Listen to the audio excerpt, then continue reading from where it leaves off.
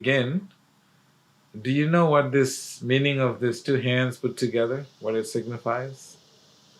Anyone would like to guess? Margaret, your mic is on. Would you like to share? Or anybody? What does this mean? Why do we put it to our hearts? Anyone want to guess? Union. Union. I love it. Yes, union between what? Between who? Between us and the divine. Yes. Yes. Thank you so much, Claire. That was beautiful. Any other takes, any other interpretations on this? Go for it, Diane. Ah, you knew it. Like your heart, is in your hands here, like your energy centers, and then when you put them together at your heart space, it's like uniting all of them. Very nice. Union. So why do we put it on the head? Why do we put it like this in our throat, and why do we put it on the heart?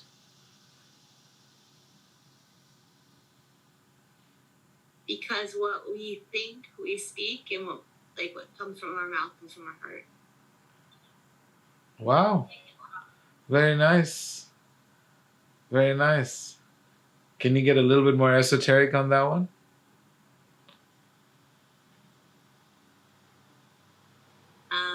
What do you mean by esoteric? What is the seat of? What is this seat of? Knowledge. And?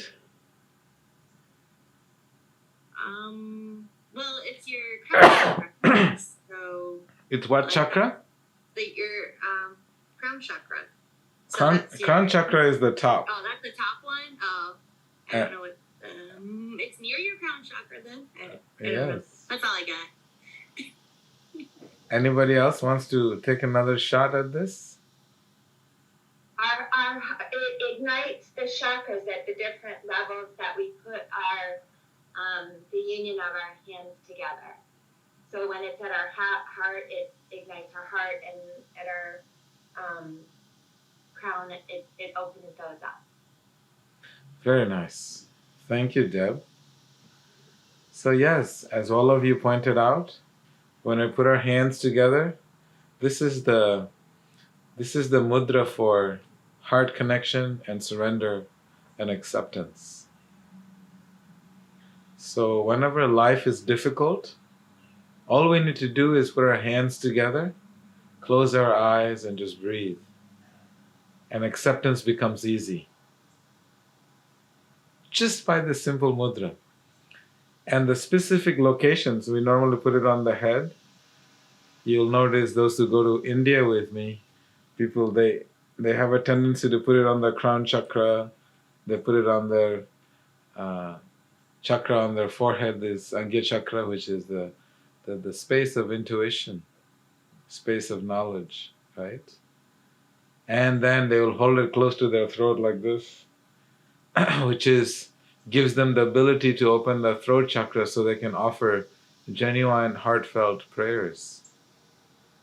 And then centering when you bring the arms to the heart, it's the heart chakra that you're opening. So in this way, this mudra can be placed in one of these three spaces. And depending on what it is that you're trying to invoke in your life. So does that make sense?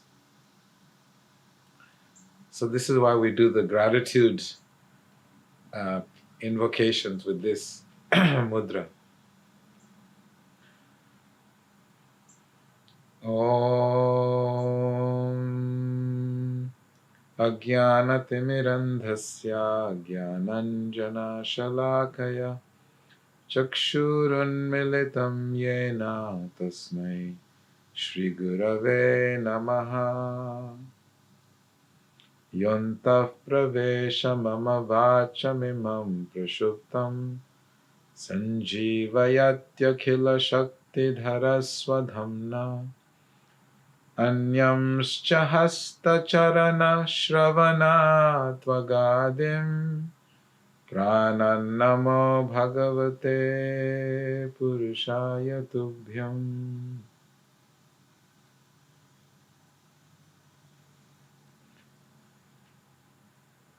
So thank you all so much and welcome again to the Heart Space, Hare Priya. So we will be discussing about two very beautiful topics. And these two topics are about these two Sanskrit words that I would like to share with you today. One is called prayas, P-R-E, like as in pray, prayas and shreyas. And these two words are very, very commonly used in the spiritual circles, the Sanskrit words. It almost feels like I don't know any yogi who doesn't know these two words.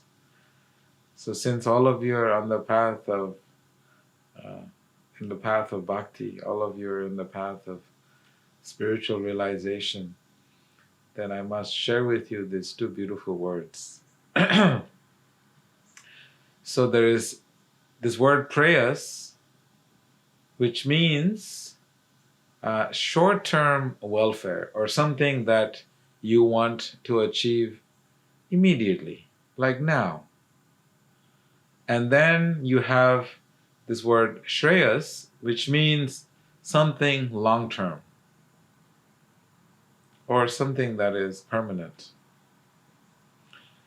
So these two words describes the journey of, you could call it someone who's pursuing material pursuits and someone who's pursuing something long-term.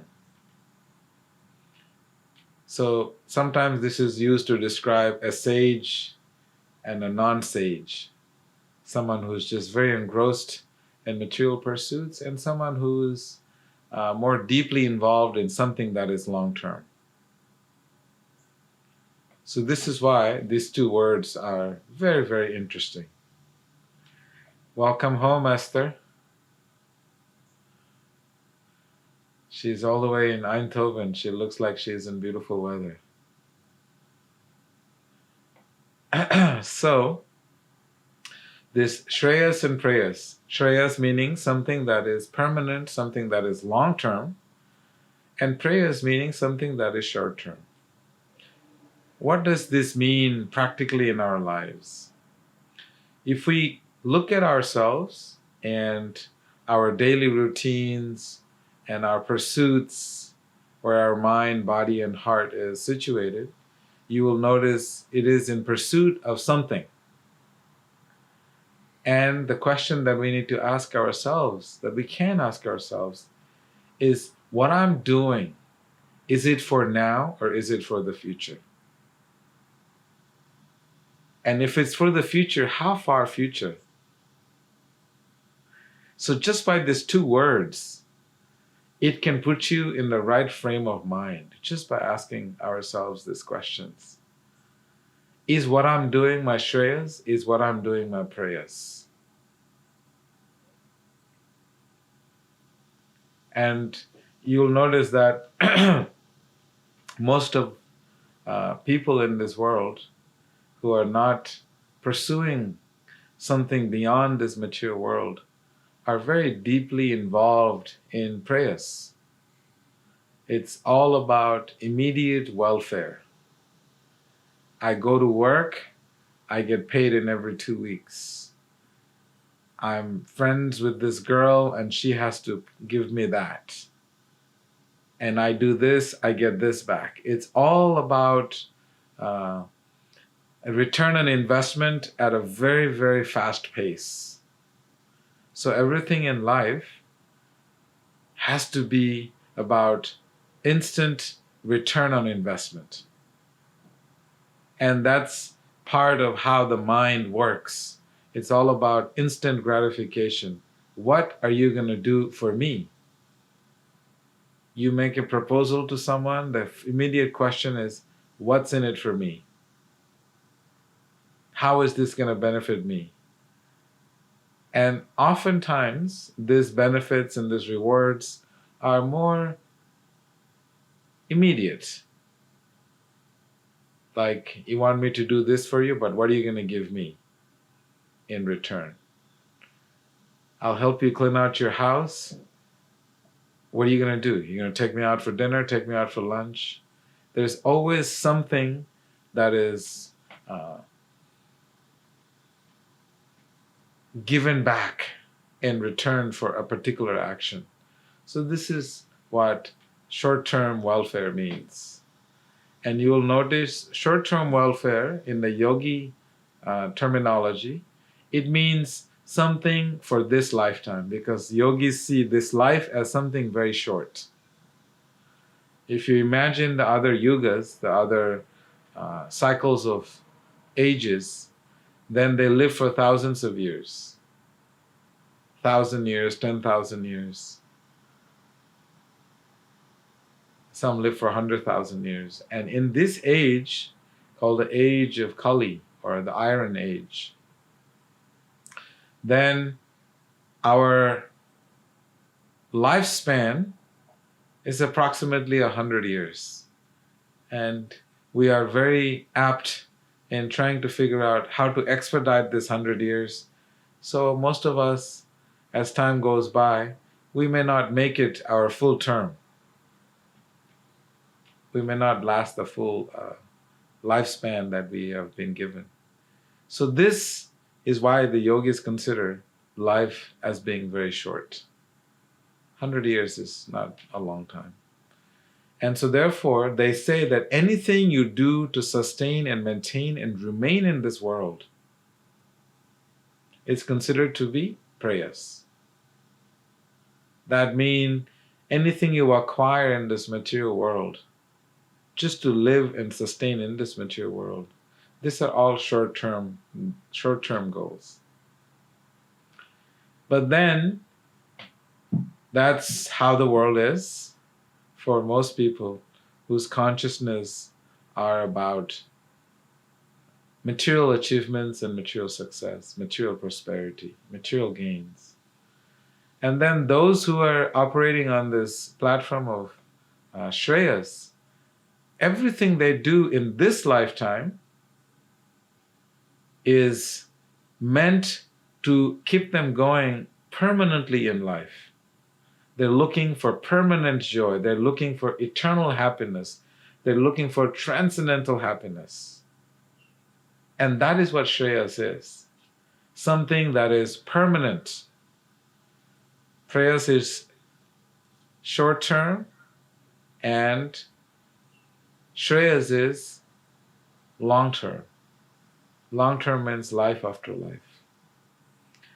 So this is why the yogis, when they live this life, they take every breath as the most precious breath that they have. And they engage it properly in the service of others and in the service of the divine. And thereby contributing back to this universal cosmic creation. And instead of just taking. So there is a difference in consciousness. So I want to tell you a small story. This is a story from the wisdom text. This is a story about a king named Vrajashrava. And he had a very inquisitive young child, and his name was Nachiketa. You don't have to remember these names, just the concept of the story. So this young boy was observing that his father used to give out in charity every single day. The brahmanas, or the people who are intellectual class, they normally are living at the donations that is offered by the kings. And the kings, their daily duty was to give in charity to the brahmanas. So he was observing his father was giving out all this cows, hundreds and thousands of cows, giving in charity and gold coins to the brahmanas. And he noticed that some of the cows that he was giving away, they didn't look very healthy. Some of them were weak because, giving out millions of cows. So he noticed that. And being a very inquisitive child, he kept asking his father. He says, "My dear father, you're giving away all these cows in charity, but then some of these cows are so skinny that they may not be able to provide milk for the people that you're giving these cows out in charity." And he just kept asking questions and questioning his father's actions. Then he asked his father, he says, "My dear father, it looks like you're giving away so much. Will you give me away as well one day in charity?" And the father was very annoyed. He's thinking, this kid is just asking too many questions in life. Why this kid is just asking questions? So he got annoyed. And he says, "Yes, I will also give you in charity." Now mind it, those days when you said something, your word was everything. You cannot say, "I'll give you something," and not give. So as soon as he said that, but he said it in a different temperament, then the agents of Yamaraj, who is the presiding ruler of the planet of sinful people, he sent his two messengers. They were standing in line to get their charity because the king promised that, he was going to give away his son. So then these two agents of Yamaraj from the lower planets, they were waiting to receive the gifts. And he had given away all the gifts. He says, "Okay, now you promised to give your son in charity. We want your son." So we came to get him. And the king is like, "I guess, I've given you my word, so I have to let you have my son." And so there's two messengers of Yamaraj, who's considered the god of rules and regulations.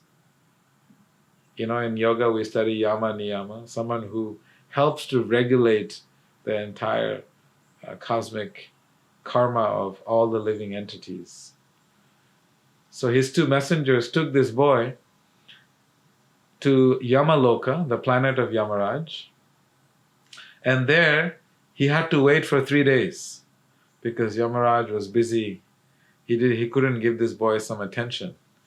So finally, when he came to see this young boy, inquisitive boy, Nachiketa, he says, "Well, I've made you wait 3 days, so I want to give you 3 benedictions, 3 boons. Ask me anything you want, 3 things." And so this boy, he said, "I would like you to please send me back to my father, and please erase all the memory of the past from my father of what happened. So my father doesn't remember me being so, questioning him." And he said, "Okay, no problems, done." And then he says, "Okay, your second benediction." He says, "Second benediction, please tell me what austerities I need to perform, what rituals I need to perform so I can go back to the heavenly planets.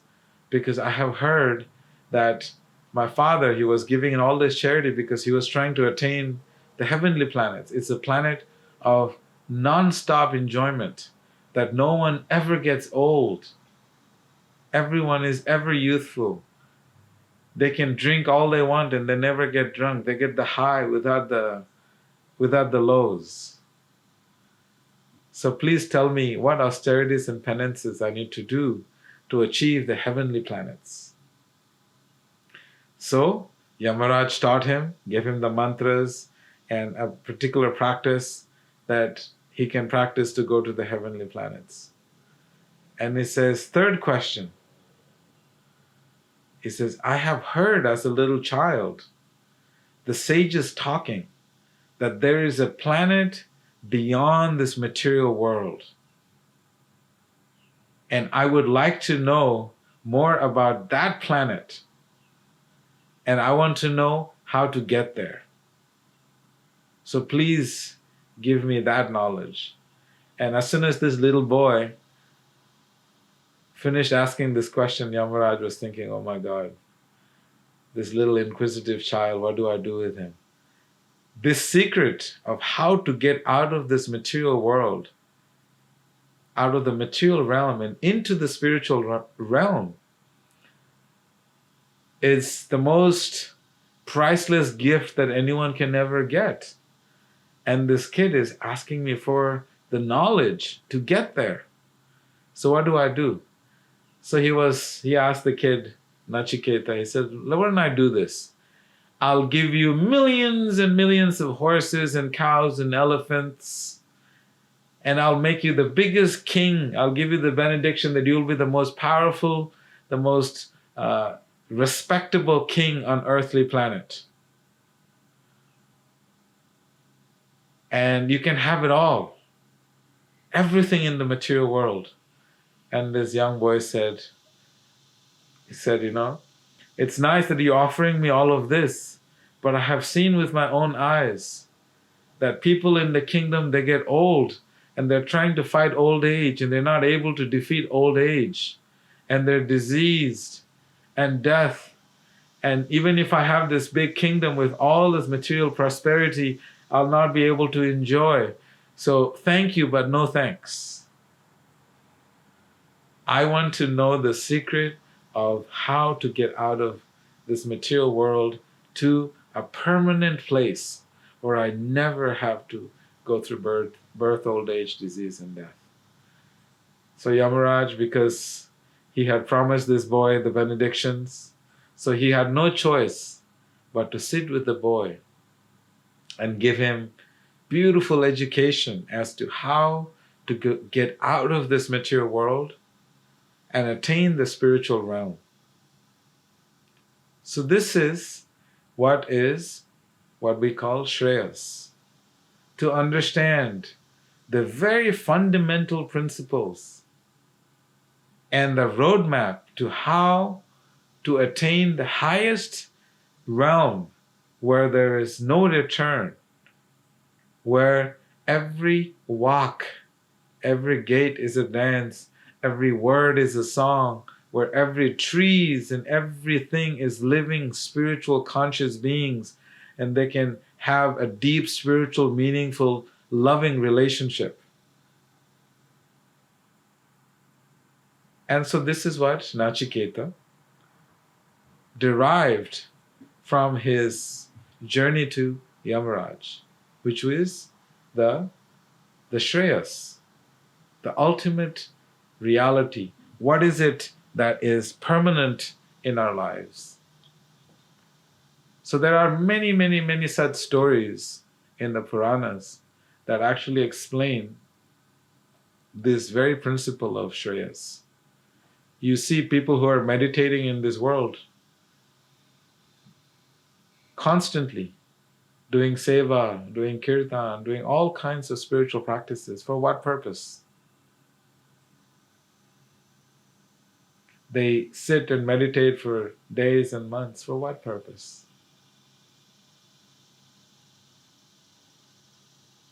Because they are trying to make sure that they come to a perfect, permanent space where there is no return.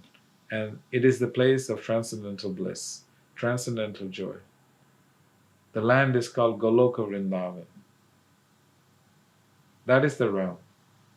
And that is what the sages, most sages, are spending their time doing, working for Shreyas, the permanent goal in life, the permanency in life, not the temporal, the temporary pleasures and the temporary gifts and the temporary relationships, everything that is temporary.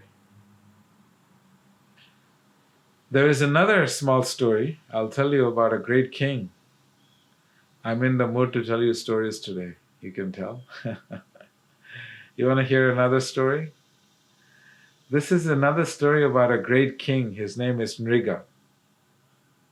Nriga. It's a very, very pious king, because he knows that the more pious credits that you acquire in this life, you can use it as currency to enjoy the pious credits in your next life. So most kings, you will see, they give in charity every morning. The first thing they do is wake up and give in charity. So this great king, Nriga, every morning he was giving in charity millions and millions of cows and bulls. Millions, uncountable numbers, to the brahmanas, to everybody that needs it. And one day, he gave one of the cows that he gave away in charity had left the shed, the cow shed of the brahmana that he had given the cow to. It left the cow shed and came back into the kingdom, into the king's cow shed. And that brahmana, he came next day looking for his cows, and he recognized the cow that was his, that was given to him by the king. And he was upset that the king had given him something in charity and took it back. And because he took that charity back, according to the laws of nature, you have basically cheated and deprived someone. And so therefore, that brahmana had cursed this king to become a lizard. So they say that when you give in charity and you take something back, you become a lizard. This is a yogi thing that they always say. You should never take back something you give in charity. And this brahmana had cursed that king to become a lizard. But that king, he was quite a pious king. So he could remember his previous life. As a lizard, he could remember that in his previous life, he was a great king. And his name was King Nriga. And he started to pray, to really, really pray to make sure that he does not get trapped in the cycle of material life. So much so, in that lizard body, remembering his previous life, he started to pray very sincerely, my dear Lord, please give me the opportunity to attain your transcendental abode, to attain your favor, to attain your love. So in this way, through prayers, the life after the lizard life, he was able to go back to his permanent home in the spiritual world. And that story in the Srimad Bhagavatam is very carefully explained. The ethos of that story is that material pursuits can sometimes be very, very, it's a slippery slope. You can try through material means to accrue piety, to do good deeds in the world, but those good deeds can sometimes have flaws, and those flaws can put us backwards in life. So if most people in this world, you will see, you ask them to do service, they will say, yeah, when I have money, I'll go feed the homeless people. When I have money, I'll give in charity. When I'm healthy, then I'll do this. One person told me, I said, hey, why don't you come to India? He said, yeah, when the right time comes, I'll go to India on a pilgrimage. Everyone is waiting for that right time for everything. When I have money, I'll do charity. When I feel happy, I'll do this. So in this way, everyone has a certain excuse in their lives to be involved in doing something good. Although the opportunity is there for all of us. And this whole practice of bhakti is such. This whole practice of bhakti The divine arrangement is such that God only accepts your intent. And if your intent is wrong and you're doing the right thing, God will accept the right action and not look at the intent. And this is why this whole principle of Shreyas and Preyas, understanding that our lives should be focused on the permanent existence. What after this 50 years or 100 years in the material world? What next? How do we bypass the cycle of repeated birth, old age, disease, and death? How do we transcend this material world? How do we figure out a way to get out of the clutches of the laws of material karma and material time? So this is why this practice of bhakti is very, very appropriate. And it falls into this category of Shreyas, to do something that is permanent in life. Not just this life, but the life beyond this, and the life beyond that. So essentially, Shreyas means life beyond this life. To plan your life for the next life. Some people may say, oh, that, I won't know anything what happens. I won't be there to experience it. Nobody ever knows. There's so many things we do not know. There are so many things that we cannot see. There are so many things we cannot hear. But it doesn't mean it doesn't exist. So this is why this process of bhakti is to unravel this deep inner journey of the soul to permanent life, that we are never held back from keep going up and shooting to the topmost level of spiritual realm. So this is the two words that I wanted to share, Preyas and Shreyas. If we want to continue to enjoy the material pleasures in this world, then we will be stuck on this level of Preyas consciousness. I need immediate gratification. And for those of us who want to focus on the permanency, life after life, what is the plan after this life? An eternal life. How do I get to this space of eternal life? Eternal happiness, eternal bliss. And that is what Shreyas is. And those who practice bhakti, this transcendental love, path of transcendental love, then that gives you this transcendental realm. And that is what we called Shreyas. Okay, that's my rant for this morning. Any thoughts, questions, comments, additions, subtractions? Yes, Esther. Dear Vedaji, what about when your intention is right, but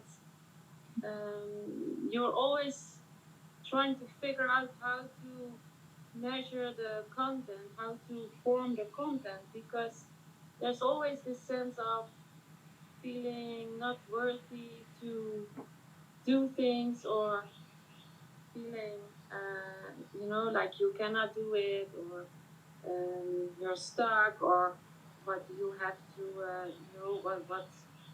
what you contribute is not important, this. Yeah, that's my question. Beautiful question. So how to get the content right?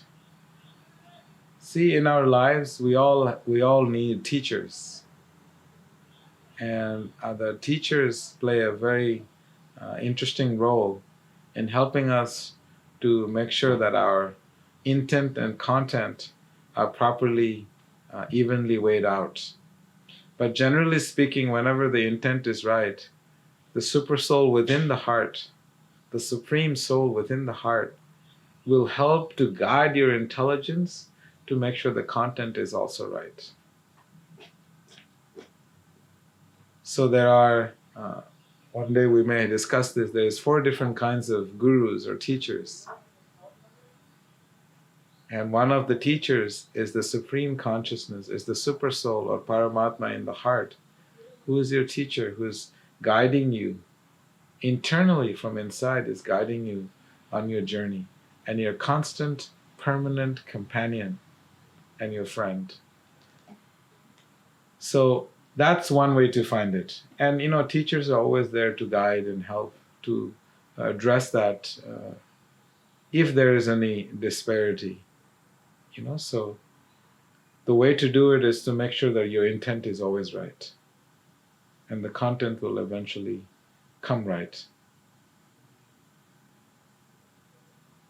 And also sometimes people are really, really worried, if I just focus on my spiritual life, what will happen to my material life? I was shocked no one has asked me that question yet. And the interesting thing is that once you take care of your spiritual life, your material life naturally gets taken care of. I give you a small example. There is this great hunter. In the wisdom text, we study about this hunter named Mrigari hunter. And he was such a cruel hunter. He used to hunt in the forest, and he would half kill those animals so that they would not leave, and he would just leave them suffering so that he can come and get them later. So he would hunt and break their legs and half kill them and make him immobile, And one day this great sage, Narada, he's a interplanetary sage. He travels from one planet to another, teleporting himself at this faster than the speed of the mind. He was traveling and he could hear all these animals crying in pain. So he was thinking, what is going on? So he paused there for a while, and he saw that this hunter was breaking the legs of the animals and leaving them half killed. So he approached the hunter. He said, what are you doing? He said, well, I'm a hunter. My name is Mrigari, and I do this to take care of my family. I hunt. He says, why do you leave all those animals half dead? He said, because, I can come and get them back later on. I guess they didn't have, coolers and refrigerators and freezers those days, So just keep them alive, So Narada said to him, Mrigari, this is very, very sinful act that you're doing. Do you know that, this sinful act could cause you to be in a very hellish condition in life? He says, yeah, but I'm doing this for my family. He said, yeah, but you're doing for your family. Will your family take the share of the karma of your sinful deeds? And the simple Mrigari said, well, I don't know. I should go and ask them. He says, yeah, please go and ask them. So he goes home and he asks his family members, would you take the karma, the sinful reactions of my deeds for, these animals that I've been killing? And everybody's like, no, that's all on you, man. This is how the material world is. Everybody wants the results, but no one wants to do the work. So it's like, no, it's all on you. And he came back and he says, my dear Narada, I asked my family, no one wants to take the share of the karma. What do I do? I'm so, I'm stuck in this situation. So Narada said, don't worry. Since your family is not eager to take the share of your karma, you can do an atonement. You can change your lifestyle now and rectify and get on the right track. Get on the right path. He says, please tell us. He says, but I'm a hunter.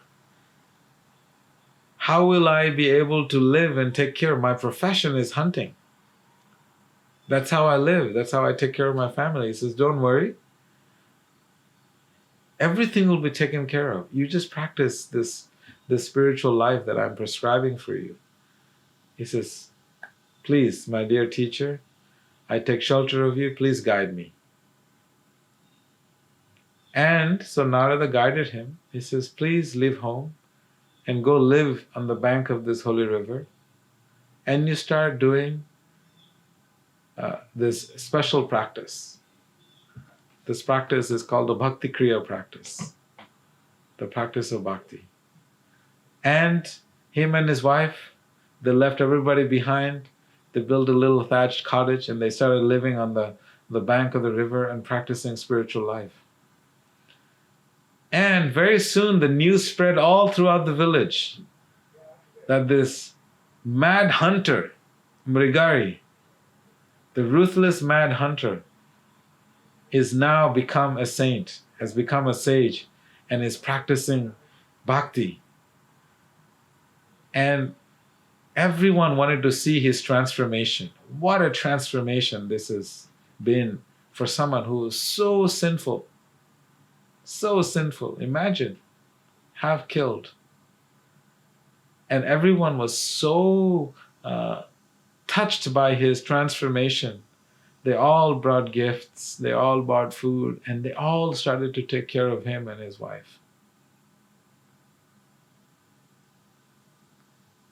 So this is a simple story of how spiritual practice provides you everything. And then finally, when his teacher, when his guru Narada shows up to give him a visit to see how he is doing, and he notices that Mrigari is hopping. He's not walking straight. He's hopping from one side. He's wobbling and hopping one side to another to come and see him in such deep spiritual excitement. And he was wondering what happened to his disciple. Did someone break his legs or what happened, And he says, Mrigari, what are you doing? He says, my dear Narada, as I'm walking, I'm noticing that there are so many ants on the floor. And I do not want to step on these ants and I do not want to kill them. So this is why it looked like he was dancing his way to see his guru. But in all reality, his consciousness has fully transformed, so much so that he did not even want to hurt an ant. And Narada was so happy to see the beautiful transformation of his disciple. So this is what happens when we practice bhakti, that we practice spiritual life. Somehow the universe has a way to take care of us.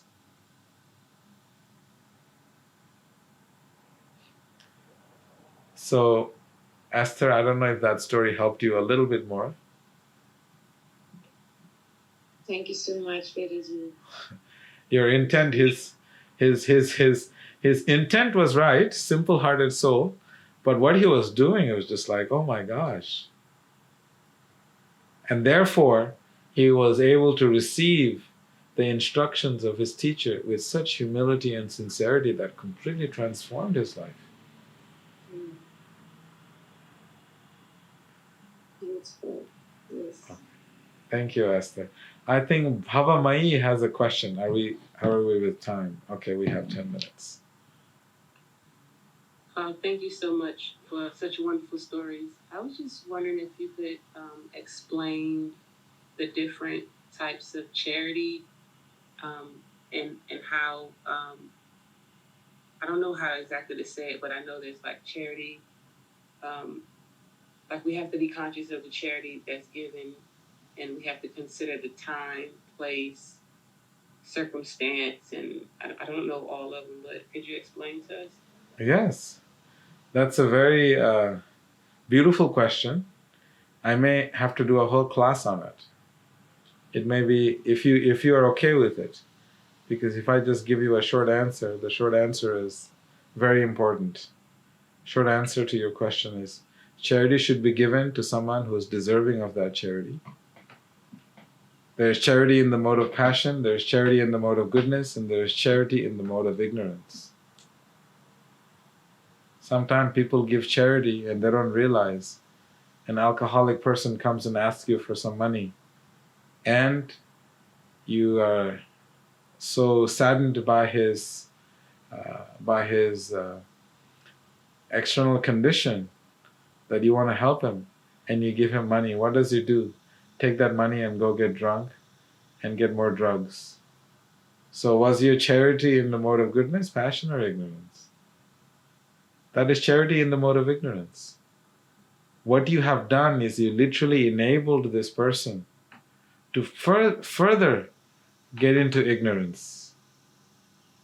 And that is charity in the mode of ignorance. That you didn't consider the time, you didn't consider the recipient is very inconsiderate. There's only one consideration. The consideration is that immediate feeling that you are driven by, rather than really seeing this person is an alcoholic.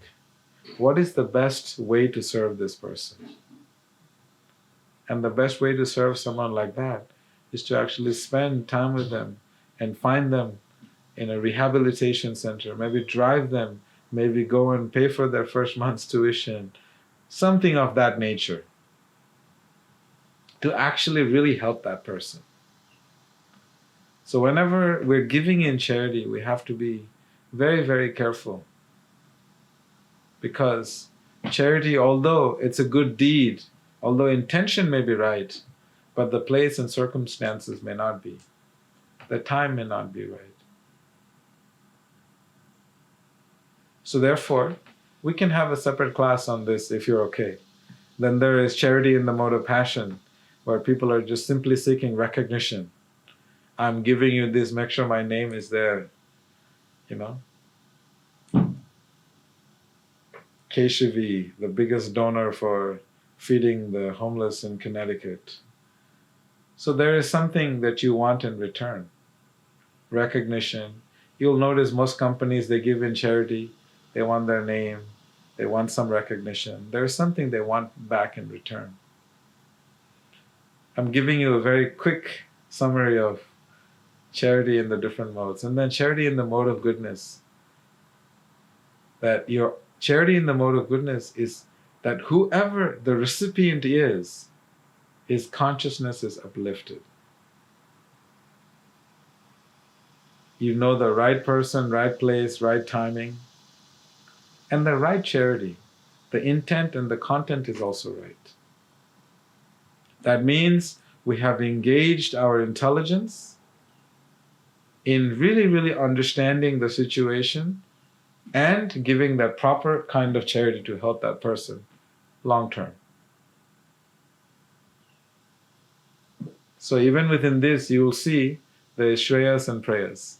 You can give them something for prayas to solve their short-term problem. But the real problem, real issue that people have in this world is shreyas, understanding how to get permanent help, not temporary help, permanency. So does that make any sense? Yes. Thank you so Short much. form of the. Rick, you could do a class on this. It's a lot deeper than what it sounds like. People think, like, oh, I'm just giving charity, and we don't realize the karma that's going to come behind it. I'm just really learning more about it myself. So yeah, it would be great if you do a class. Yes, yes. We are very eager to give. And we should all give in charity. But we should all make sure that we are always looking how to do it in the mode of goodness. Always in the mode of goodness. Thank you. I think Margaret has a question.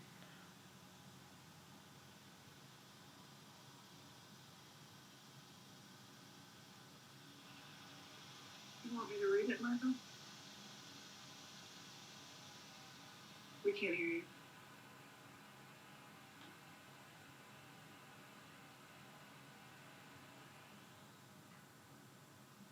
Okay, I guess I'll read it.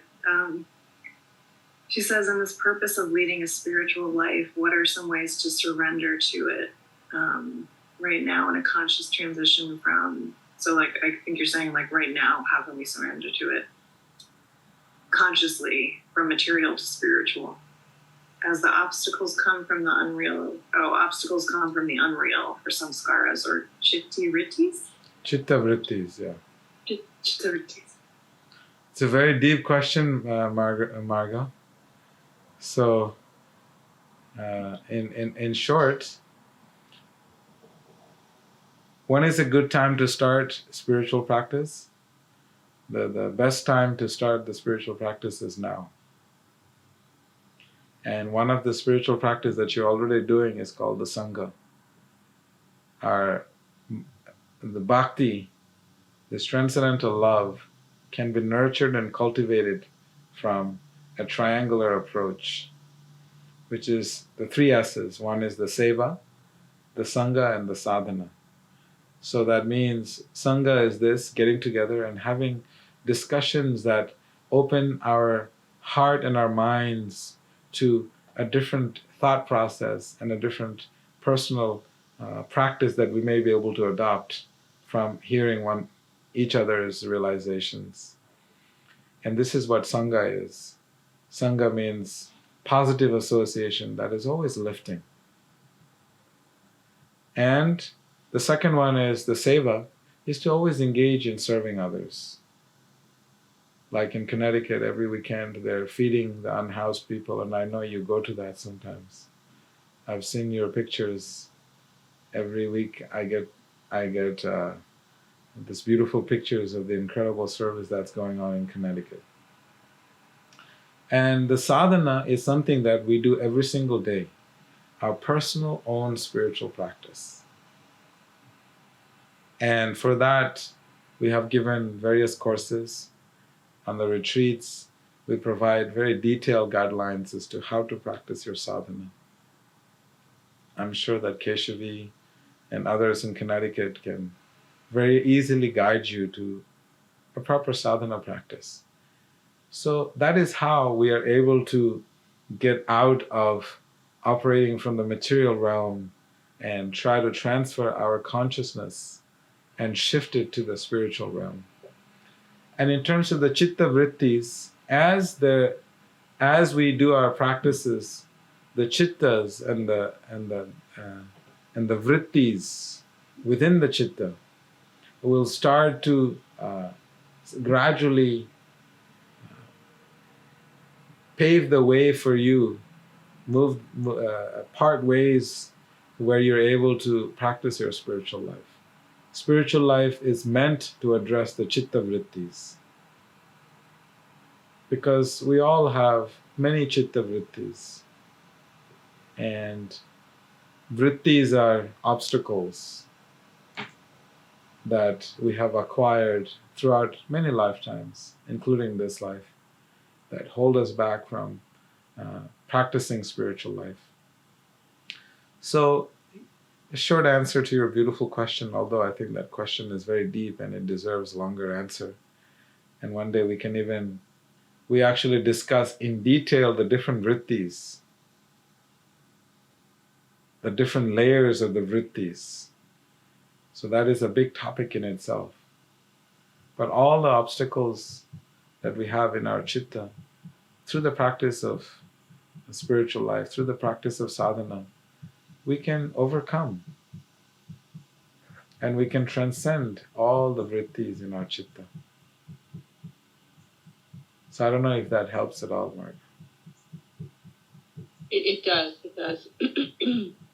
Sometimes it just feels like you get stuck and there's that pattern that keeps repeating. And it's like, okay, what can I do? What can I do? I know sometimes it's just to be, but boy, sometimes it's nice to have something to know, to fall back on. Yes. And I get stuck in that chitta vritti. Yes. And I think you have a nice community growing in Connecticut, headed by Keshavi there. And she's having a lot of programs, kirtans, different sangha calls, the sevas.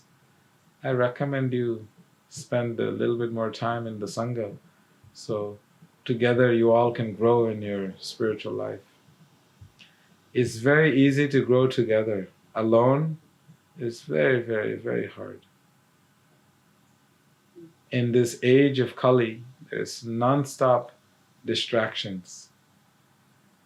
And so therefore, this great sage, Bhaktivinoda Thakur, he explains in such beautiful, emotional prayer to the Lord of his heart.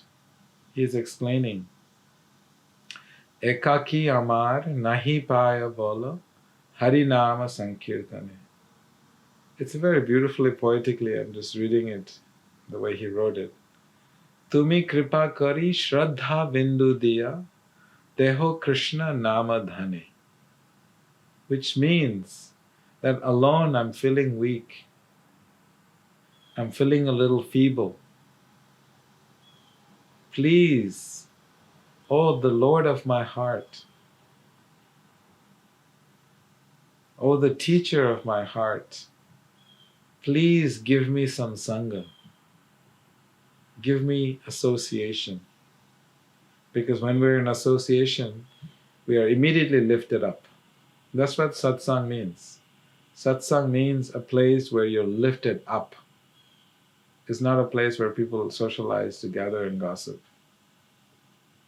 It's a place where people are lifted up. So, and that is how we are able to rise up every day.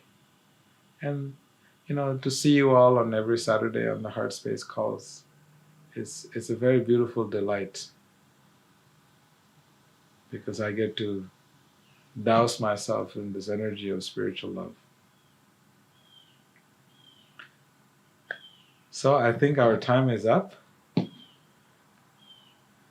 I'm grateful. Any housekeeping announcements, Keshavi? Yes, Nita, I would like me to make some announcements about the retreats coming up. So we have Alabama coming up, Labor Day weekend. There's 2 retreats in Bulgaria. I don't know if any Bulgarians are on, I don't think so, but there's a day long in Sofia, and then there's one on the coast in September as well. And then we have in Belgium, we have last weekend of September, we have a retreat.